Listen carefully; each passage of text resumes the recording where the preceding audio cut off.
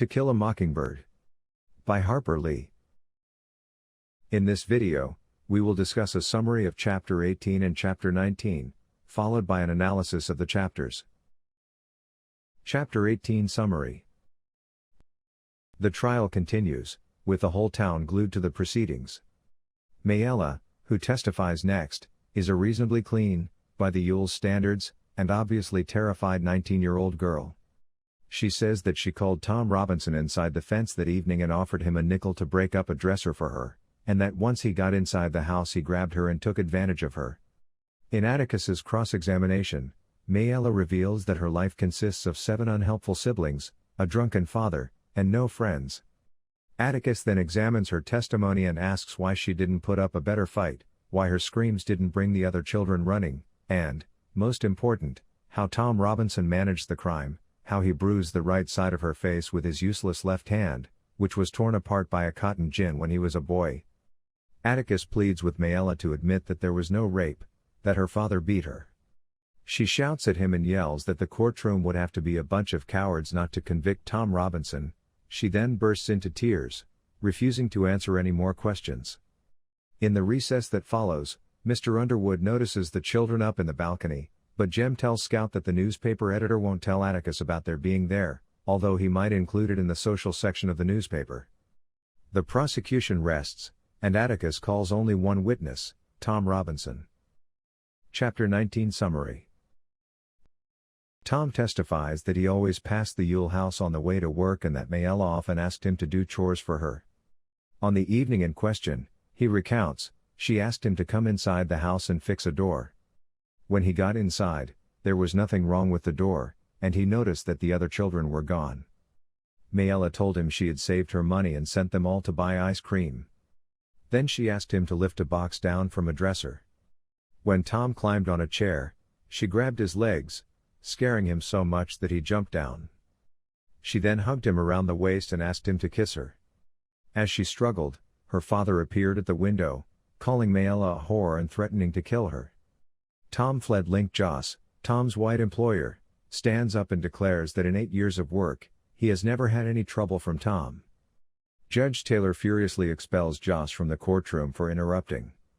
Mr. Gilmer gets up and cross-examines Tom.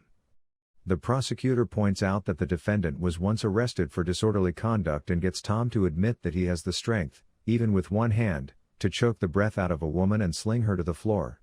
He begins to badger the witness, asking about his motives for always helping Mayella with her chores, until Tom declares that he felt sorry for her.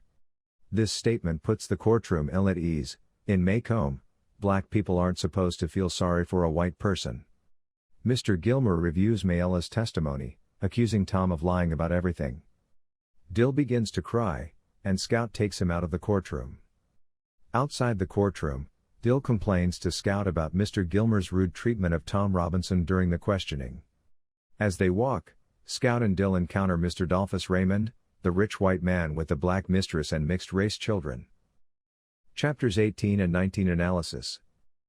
Mayella Yule is pitiable, and her miserable existence almost allows her to join the novel's parade of innocent victims. She, too, is a kind of mockingbird, injured beyond repair by the forces of ugliness, poverty, and hatred that surround her.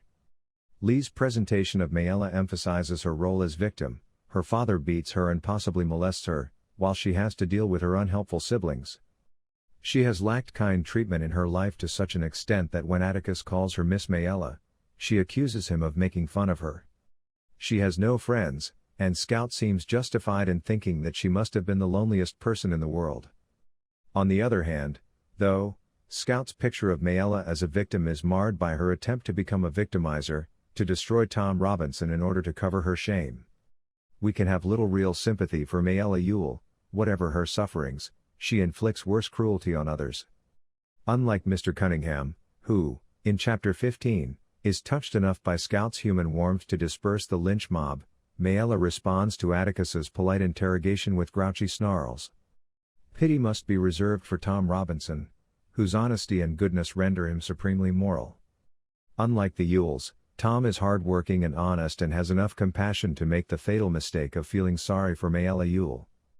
His story is the true version of events, Because of both Tom's obviously truthful nature and Atticus's brilliant and morally scathing questioning of the Yules, the story leaves no room for doubt. A number of critics have objected that the facts of the case are crafted to be, no pun intended, too black and white. But, as Atticus's awareness of his defeat as a foregone conclusion suggests, Lee was not interested in the believability of the trial. The exaggerated demarcation between good and bad renders the trial more important for its symbolic portrayal of the destruction of an innocent by evil. As clear as it is that Tom is innocent, it is equally clear that Tom is doomed to die. Link Joss represents the diametric opposite of prejudice. The fact that Tom is black doesn't factor into Joss's assessment of him, rather, he is particularly conscientious about scrutinizing Tom only in respect to his individual character.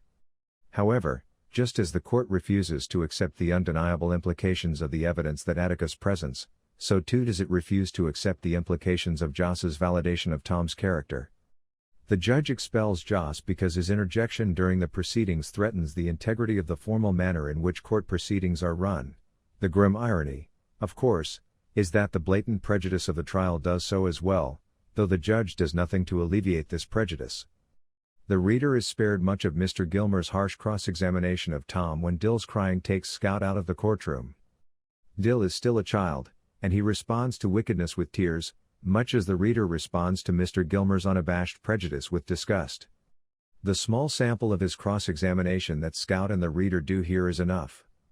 Calling Tom boy and accusing him at every turn, the racist Mr. Gilmer believes that Tom must be lying, must be violent, must lust after white women, simply because he is black. If this video helped you, be sure to give it a like, comment, and subscribe for more helpful content.